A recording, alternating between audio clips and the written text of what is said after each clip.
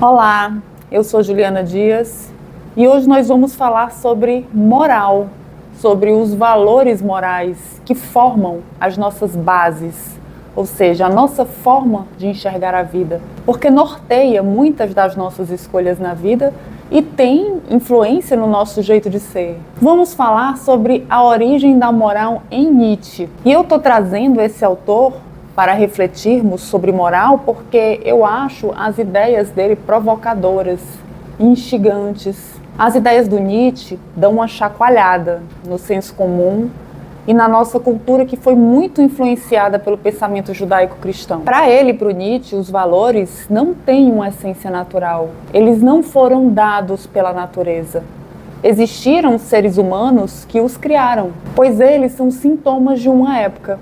Ou seja, aquilo que chamamos de bem, justiça ou verdade são sintomas de um tipo de organização afetiva e social que se expressa através desses valores num momento histórico, numa época. Desde quando você nasceu, você aprendeu alguns valores e você deve ter ouvido falar dos teus pais que esses valores existiram desde sempre, não é isso? Ou que foram dados por Deus. Só que o conceito de bem e de justiça, por exemplo, foram criados numa determinada época, num contexto de vida específico, como um contrato social, para que as relações entre as pessoas daquela época se organizassem de uma determinada maneira. E com certeza beneficiava alguns, mas não beneficiava outros. E os que não eram beneficiados certamente se ressentiam. Portanto, voltando a Nietzsche, em vez de ele perguntar o que é a justiça, Nietzsche perguntou quem precisa da ideia de justiça e por quê. Por exemplo,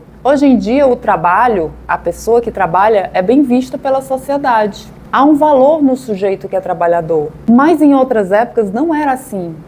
Em algumas culturas antigas, o trabalho físico era considerado indigno, reservado aos escravos. Mais tarde, com o cristianismo e o capitalismo moderno, o trabalho passou a ser exaltado como uma virtude. E o que é que mudou?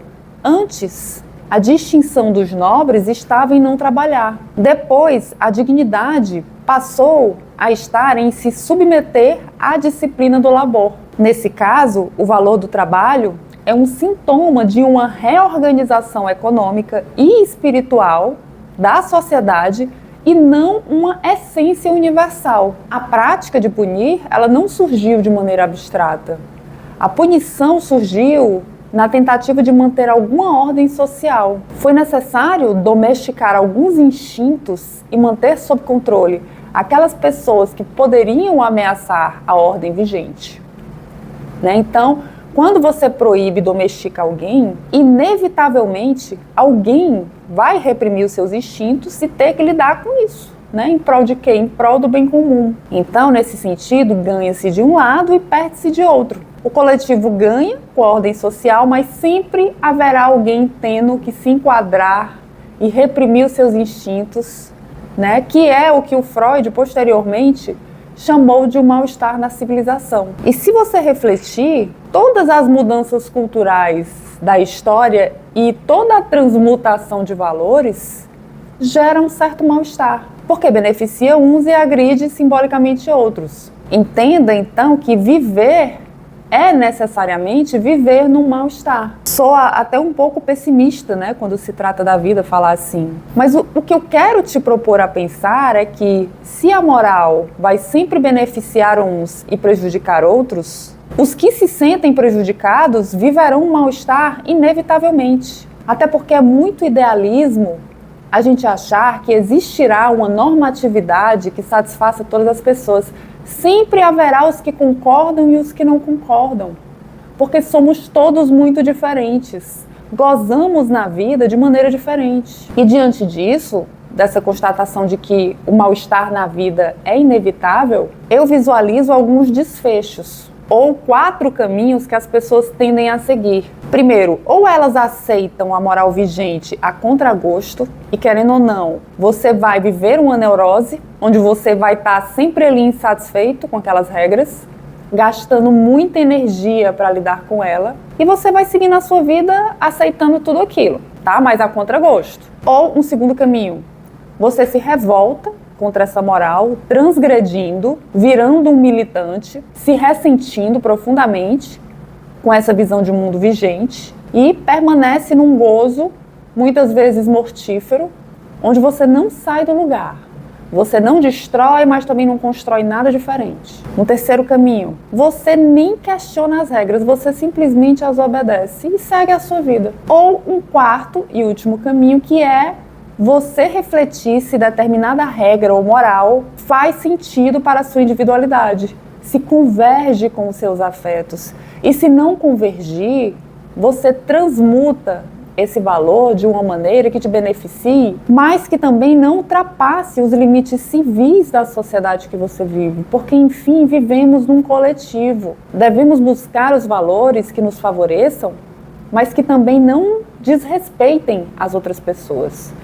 E esse último desfecho, esse último caminho é o mais complexo, porque exigirá de você criatividade, inventividade, resiliência, coragem. Ou seja, muitas virtudes que, de acordo com Nietzsche, são virtudes que compõem um homem nobre, um homem forte, que é o homem que cria, que é capaz de transmutar valores, que afirma a vida. E ele faz isso por afirmação, ou seja, pelo desejo de criar, e não porque ele é ressentido. Até porque o ressentido, por se colocar no lugar de vítima, não sustenta todas essas virtudes do homem nobre, que são fundamentais para que exista, de fato, uma mudança de vida concreta. Então, o que você entende pelo que é bom e pelo que é mal? Você já parou para pensar que a moral pode trazer conceitos criados por alguém, por um outro ser humano? E mais, na época que a moralidade e vários outros valores foram criados, essa moral e esses valores favoreciam a quem? Em que época eles foram criados? Se hoje nós vivemos em uma outra época, será que esses antigos valores que perpetuam até hoje ainda servem para hoje? Ou seja, para o ser humano de hoje? Será que na época em que foram criados favoreciam a todas as pessoas? Outro questionamento, fazendo agora um contraponto. Todas as pessoas teriam condições de criar os seus próprios valores, de criar a sua própria moral? O que é que você acha? A palavra moral vem do latim moralis, criada por Cícero, para traduzir o grego éticos, de onde deriva ética. A palavra moral significa costume, modo de agir, relativo aos costumes, ao comportamento adequado em sociedade, e passou ao português com o mesmo sentido, abrangendo todas as regras sociais, quanto reflexões também sobre a conduta. Eu gosto de diferenciar moral e ética da seguinte forma: moral está relacionada às regras e às leis, e a ética é a reflexão que fazemos acerca dessas leis. Então eu tenho as leis e os códigos de conduta, e eu tenho a capacidade de olhar para essas leis e refletir sobre elas. Desde que o ser humano vive no mundo, ele precisou reprimir algumas das suas vontades para conseguir viver no coletivo. Na era primitiva, quando as pessoas andavam em bando e uma protegia a outra dos predadores, né? Isto é, um bando de pessoas convivendo e sobrevivendo juntas, elas precisavam reprimir alguns impulsos vitais, sejam sexuais, sejam de agressividade, para que a convivência do grupo perpetuasse. Portanto, desde sempre, nós entendemos que não podemos expressar todas as nossas pulsões em prol do equilíbrio e da construção de um coletivo. Por conta disso, a moralidade surgiu. As leis, a moral, as regras, que dizem o que você pode fazer num grupo social e o que você não pode. O problema é que essa repressão tem um custo, porque quando um animal selvagem é colocado em uma jaula sem que ele possa expressar os seus instintos, ele começa a se autoagredir, ele se machuca, ele se arranha, ele se autolesiona. E com o ser humano não é diferente. O ser humano, por ter que reprimir parte dos seus impulsos para se enquadrar às regras sociais, acaba transformando parte das suas pulsões em uma agressividade voltada para si mesmo. Ele se culpa, ele se diminui, ele se autolesiona. Enfim, existem diversas formas dessa autoagressividade se manifestar. O ponto central é percebermos que quando uma pessoa começa a se autolesionar, a se cortar, a arrancar seus cabelos, a roer fortemente as suas unhas. O que é que está por trás de tudo isso? Qual é o impulso que essa pessoa está tendo que lidar? Muitos desses impulsos não são conscientes, porque essa pessoa muitas vezes está tão enjaulada simbolicamente, pois ela está tentando tanto se adaptar a um esquema de vida que muitas vezes não é congruente com seus afetos reais e com as pulsões dela, dos impulsos do corpo dela, com a singularidade dela. E aí ela fica se enxergando como alguém inadequada. Daí ela se diminui, ela se culpa, ela se martiriza, quando na realidade ela é um animal humano sofrendo porque está tentando se adequar a uma normatividade que é vista como a única e a ideal. O Manual dos Transtornos Mentais, o DSM, explica que um dos motivos pelos quais o sujeito se autolesiona é para que ele se distraia da sua dor mental, que é enorme. E é exatamente isso que um animal selvagem faz com ele mesmo quando ele é enjaulado. A reflexão que eu quero trazer é a seguinte: você sempre terá que reprimir parte dos seus impulsos para viver em sociedade. Mas para isso, não precisa olhar para os seus impulsos como se fossem bestiais. Você pode olhar para eles como parte da sua expressividade singular no mundo, tentando encontrar uma forma de vivenciá-los dentro da moralidade estabelecida no grupo social que você escolheu viver.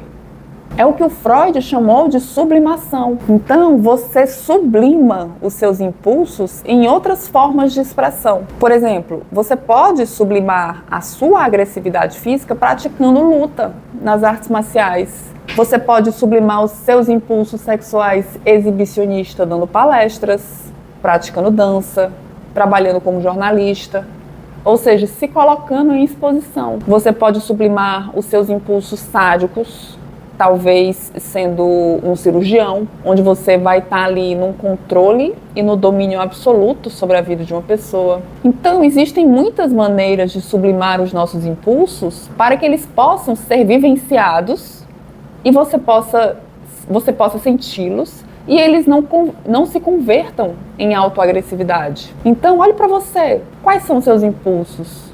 E como você pode sublimá-los na vida para que você os viva e goze nas suas necessidades e para que você consiga ser você mesmo. Perceba isso. Portanto, uma pergunta rica que nós podemos fazer acerca da moralidade que nos atravessa não é se um valor é verdadeiro ou falso, mas se ele favorece a expansão da vida ou restringe.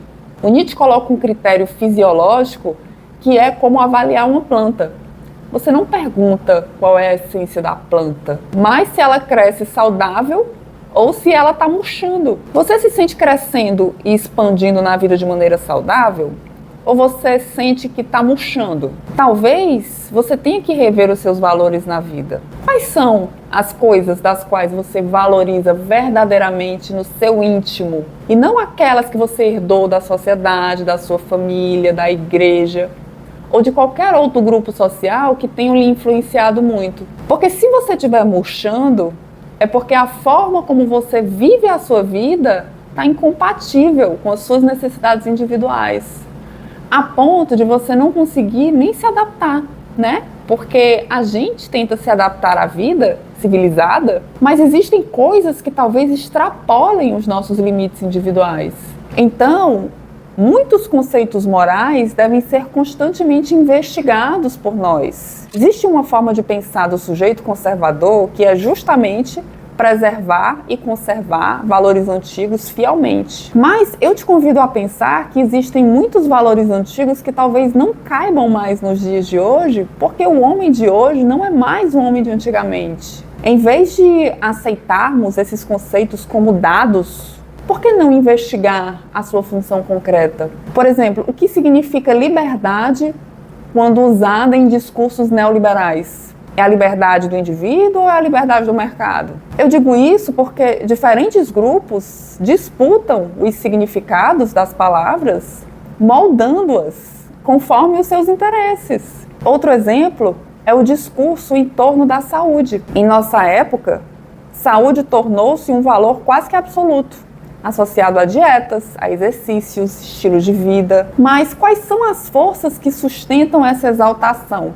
Por trás da moral da saúde estão o quê? Estão indústria fitness, indústria farmacêutica. E isso não significa desprezar a importância de cuidar do corpo, tá? Mas entender que até mesmo a noção de saúde não é neutra. Nietzsche faz uma distinção entre dois tipos de moral, a moral nobre e a moral do escravo, também chamada de moral reativa. A moral nobre nasce da afirmação da vida, da força e da coragem. Para o nobre, e nobreza em Nietzsche nada tem a ver com dinheiro ou com o estado social, tá? Portanto, para a moral nobre, o bom é aquilo que expressa vitalidade, poder, criatividade, autenticidade. E o mal é simplesmente o fraco, o covarde, aquele que não consegue se impor. A moral nobre é uma moral que não depende do outro, mas cria valores a partir da própria potência. O sujeito moralmente nobre é aquele sujeito que não fica pedindo a permissão de ninguém, nem é dependente da opinião excessiva dos outros para que ele se sinta encorajado para agir. Ele vai lá e age. A moral nobre segue um fluxo constante de vivências. Ela não evita conflitos. O homem nobre não deixa de viver com medos dos eventuais conflitos, porque ele sabe que os conflitos sempre existirão. O conflito em si é só mais um obstáculo. E ele sabe que dá conta do recado, ele sabe que dá conta de ultrapassar os obstáculos.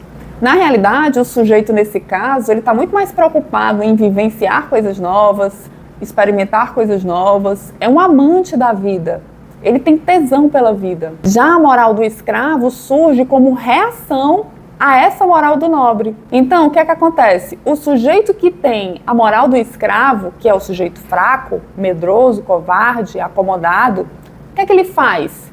Ele olha para o nobre, isto é, para o homem forte, e por não conseguir vencer ele, tanto no seu lugar social quanto nas suas ideias, ele se ressente com isso, se vitimiza e diz que os fortes, o nobre, são opressores e ruins. Logo, ele inverte a lógica dos valores. O que era visto como bom e nobre passa a ser visto como mal, agressivo. Então, perceba como o sujeito ressentido faz uma inversão de valores. A moral reativa nasce do ressentimento dos que não podem competir em vitalidade, por exemplo. E por isso redefinem os valores. Então, o fraco, o humilde, o obediente são vistos até então como inferiores, passam a ser considerados bons agora. Enquanto o forte, o ousado, o dominante, são vistos como maus. É uma moral que se constrói pela negação do outro, em vez da afirmação de si. Perceba que a moral nobre constrói, enquanto a moral reativa reage ao que o nobre constrói, tentando diminuir essa potência de agir no mundo do nobre, atribuindo a essa potência atributos negativos, como, por exemplo, ele é um opressor, é agressivo, é arrogante. Porque invertendo esses valores do nobre, o fraco encontra uma maneira simbólica de ser superior. É óbvio que existem pessoas agressivas, arrogantes, opressoras, ditadores. E não significa que eles sejam nobres, não, tá? Até porque o nobre constrói e afirma a vida. E o que fazem as pessoas arrogantes e opressoras? O que é que elas fazem? Elas destroem. E no fundo são ressentidas, tá? Então, na análise dessas moralidades trazidas pelo Nietzsche, há de se ter um cuidado para distinguir corretamente o nobre do fraco. E daí eu quero fazer uma reflexão acerca de todo esse ressentimento, porque, na minha opinião, é uma das constatações mais brilhantes do Nietzsche. Se a moral de escravos nasce da impotência, o motor que impulsiona esse homem é o ressentimento.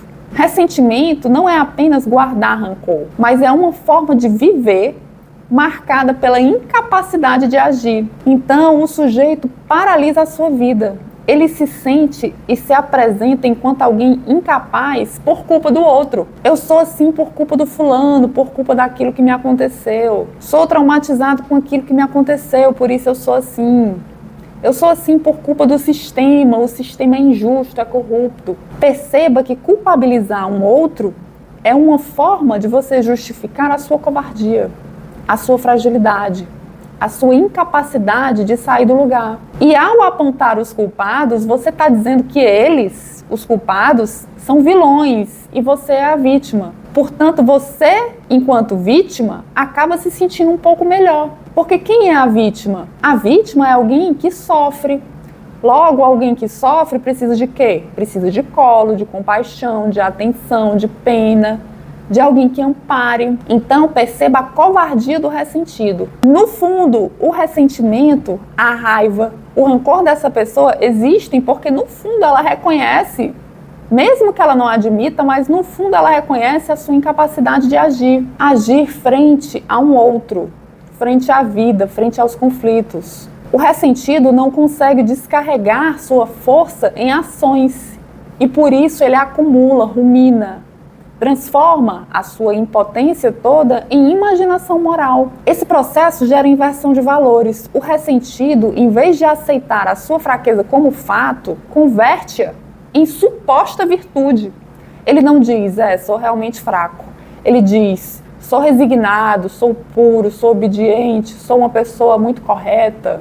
Não sou como esse outro aí arrogante que se acha melhor que os outros. Percebe a inversão de valores? Assim, o que era até então inferioridade torna-se moralmente superioridade. Mesmo sem agir, o ressentido consegue impor a sua visão de mundo toda. E o mais interessante dessa análise é quando entra a figura do sacerdote. O sacerdote, ele organiza e legitima o ressentimento coletivo num formato religioso e moral. Como assim? Bom, ao inverter os valores, o sacerdote oferece aos fracos uma narrativa que explica seu sofrimento, atribuindo uma importância a eles, aos fracos. Então, os homens nobres, os fortes, os que constroem e que dominam, eles passam a se tornar inimigos dos fracos, inimigos demonizados. Antes, os nobres, eles eram apenas opressores. E com a chegada do sacerdote, o nobre passa a ser inimigo do fraco. E todo esse ressentimento deixa de ser apenas um mal-estar interno que os homens fracos sentiam, passando a se transformar num sistema moral capaz de reestruturar uma sociedade inteira. Portanto, agora, os últimos serão os primeiros, os poderosos serão julgados como pecadores. Percebe a inversão? O forte passou a ser ruim e o fraco passou a ser bom. A gente sabe que a figura do sacerdote também representa um papel parental de pai e mãe muito grande. Porque quando nós estamos fragilizados, nos sentindo fracos, desamparados, sem energia, sem saber o que fazer da vida, a gente se sente como uma criancinha desamparada. E quem é que dava conta desse desamparo na nossa infância? Mãe e pai. Não é isso? Ou os seus cuidadores principais, as pessoas que cuidaram de você. Na vida adulta, não tem mais mamãe e papai dando conta das nossas fraquezas. Então, a figura do sacerdote, que pode ser o pastor, padre, o mentor espiritual, e por ser alguém que entende das dores humanas, ele chega em você e te consola, te ampara, fala palavras bonitas, exerce um papel parental, de pai muitas vezes. E o ser humano fragilizado, quando se vê diante de um cuidado acolhedor, amoroso, ele se derrete, ele se entrega. Aquelas palavras que são ditas parece que foram escolhidas a dedo para você. Isto é, você se sente alguém muito especial, alguém visto, onde a sua dor foi vista por alguém, reconhecida, legitimada. Então, por um lado, aquilo te acolhe, você se sente cuidado, mas por outro lado, essa inversão de valores, de ao invés de você reconhecer as suas fraquezas e tentar se fortalecer para ser alguém mais resistente e mais afirmativo na vida, você se identifica com aquele lugar de fragilidade, de vítima, até porque ali, nos templos e nos cultos religiosos, você sempre terá a figura de alguém que te acalenta.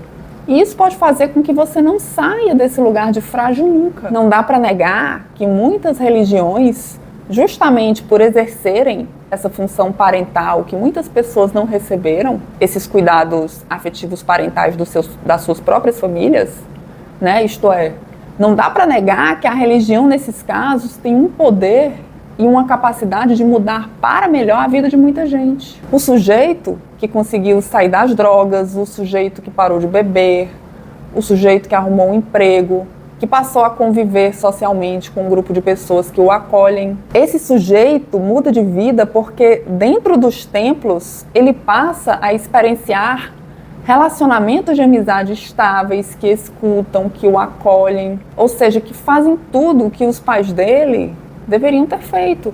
Às vezes os pais fazem tudo isso, mas não o suficiente para atender às necessidades individuais e emocionais daquele sujeito. As pessoas fazem o que podem, elas só dão o que elas têm. Portanto, se a figura do sacerdote, assim como a sua religião, te proporciona esse cuidado e esse acolhimento que você não recebeu o suficiente no seu núcleo familiar, ótimo, que bom. Mas tenha sempre em mente que existe uma forma de você pensar e perceber a vida que pode estar sendo regida por uma inversão de valores, né? Que é isso que nós estamos refletindo aqui. Os ensinamentos religiosos e espirituais, né, eles podem favorecer e estimular a tua potência de agir na vida e não te refrear ou te paralisar. E isso acontece no momento em que você deixa de se identificar com o lugar de vítima e do oprimido. Claro, sabemos que você pode ter sido vítima de fato e oprimida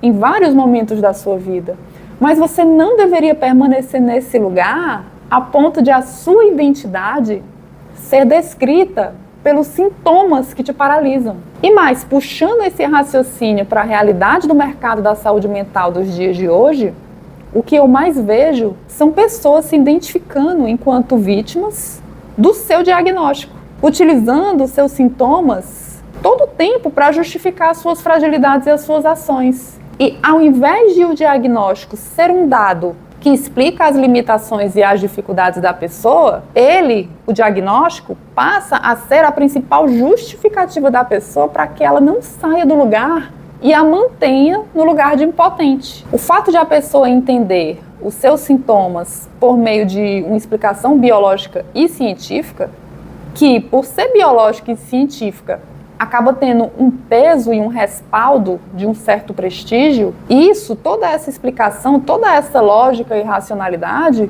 tranquiliza a mente da pessoa que até então não entendia o porquê de algumas das suas limitações, mas que agora, ao entender, ao invés de se empenhar na melhora efetiva, ela se acomoda na explicação científica para ela se manter num lugar mais confortável. E, inclusive, em um lugar que hoje possui privilégios. Por exemplo, pessoas com transtornos de personalidade ou de humor podem estacionar em vagas para pessoas com deficiência. Você sabia disso? Então, eu te convido a pensar sobre tudo isso. É muito comum a gente escutar discursos como o de alguém que não consegue alcançar o sucesso profissional, por exemplo. A pessoa fala assim: os ricos são todos corruptos ou imorais. Essa crítica pode até conter elementos de verdade, mas muitas vezes ela serve para transformar a frustração de quem fala em sensação de superioridade moral. O ressentimento funciona exatamente assim.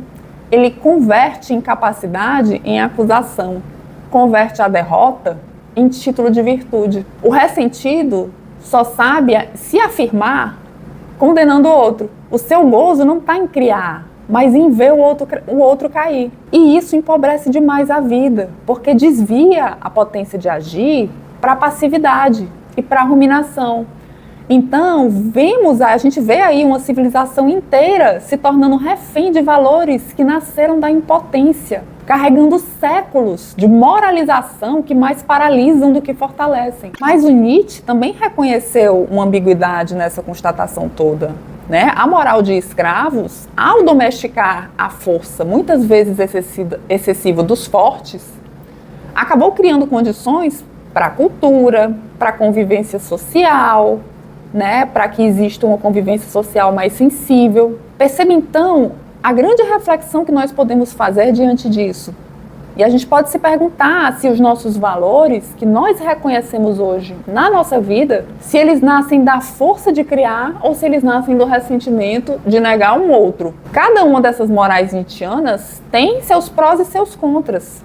A moral nobre valoriza a coragem, a criatividade, a autenticidade, né? Estimula a ação, a autoconfiança, mas ela pode se tornar muito brutal e indiferente aos mais frágeis, correndo o risco de virar arrogância ou dominação sem limites. A moral do escravo, por sua vez, dá voz aos fracos, promove valores como compaixão, solidariedade, igualdade. Funciona como uma proteção contra alguns abusos dos poderosos. No entanto, ela nasce do ressentimento e ela pode sufocar a vitalidade e a criatividade, valorizando a submissão e a negação da vida em vez da afirmação. O que é que Nietzsche quer dizer com afirmação? Afirmar a vida é aceitá-la em todos os seus desprazeres e continuar construindo. A pessoa, mesmo em meio ao acaso, às contingências, aos traumas, às doenças, aos acidentes, essa pessoa continua vivendo e querendo construir a sua vida, se expandindo. Ela diz sim à vida, independentemente das tragédias. O sujeito que é ressentido, ele se coloca enquanto vítima, gasta muita energia vital culpando as pessoas pelos seus maus afetos, ao invés de afirmar a vida, simplesmente porque ele não constrói nada. O ressentimento é uma eterna ruminação que não tem fim. O sujeito ressentido vive em meio a imagens mentais, a lembranças traumáticas, aos pensamentos obsessivos, e não sai dali. Assim, Nietzsche não apresenta uma moral como certa e a outra como errada, mas ele mostra que cada moral surge de uma posição existencial diferente. A nobre é afirmativa e criadora, enquanto a do escravo é defensiva e reativa. Ao longo da história, muitos valores que já foram considerados centrais para a vida em sociedade perderam força ou até se tornaram questionáveis nos dias de hoje. Um exemplo claro é a valorização da obediência cega. Por exemplo, obedecer cegamente às autoridades. Em épocas passadas, isso era visto como uma virtude, mas hoje é muito criticado, né? Em favor de quê? Em favor da autonomia, do pensamento crítico das pessoas. Outro valor antigo era a submissão das mulheres em relação aos homens. Era considerado natural em diversas culturas. Hoje é extremamente rejeitada. Né, em prol de quê? Da igualdade de gênero, da liberdade individual. A questão da honra, ligada ao duelo, à vingança, em sociedades antigas, tradicionais, defender a própria honra por meio da violência era moralmente aceito. Enquanto hoje isso é visto como algo completamente irracional e ilegal. Né? A escravidão, que durante séculos foi considerada uma instituição legítima e até moralmente justificada por alguns, tornou-se hoje um dos maiores símbolos de injustiça e desumanidade. Além disso, a ideia de que a pureza de sangue, ou você pertencer a uma linhagem nobre, e isso definiria o seu valor, né? Isso não encontra mais tanto respaldo moral hoje. Né? Foi substituída hoje por princípios de igualdade, de dignidade universal. Então, esses exemplos nos mostram que a moral não é fixa, ela se transforma e muda, né, diante das condições sociais, culturais de uma época, e nos revela que aquilo que já foi considerado bom ou correto pode, em outros tempos, ser visto como opressivo ou injusto. E diante disso, eu te convido a pensar sobre a moralidade que te atravessa hoje. Quais são os valores morais que regem a tua vida? Vamos lá, vamos listar. Valores ligados à família, ao trabalho, à religião, né? Vamos citar essas três que são as mais citadas nas terapias. O que é uma família para você? Como melhor se formaria uma família para você? A tua família nuclear, a família que você construiu, ou melhor, o modelo de família que você criou, ela te expande ou ela te enfraquece? E você contribui para a expansão dos membros da tua família ou você os enfraquece? O seu trabalho, você trabalha por culpa, por necessidade, por prazer? O que é que significa o trabalho para você? Ele aumenta a tua potência de vida ou ele diminui as tuas potencialidades? E a tua religião? Ela te dá liberdade para você se amar? Ela te conforta? Ela te aceita com toda a tua singularidade? Ou ela é punitiva? Ou ela te aprisiona em dogmas? Ou ela te coloca dentro de uma caixinha? Ela estimula a tua força criadora? Ou ela gera culpa e remorso em você? Bom, eu vou parando por aqui. No próximo vídeo eu vou dar continuidade a essa temática da moral na perspectiva nietzschiana. Um abraço e até a próxima.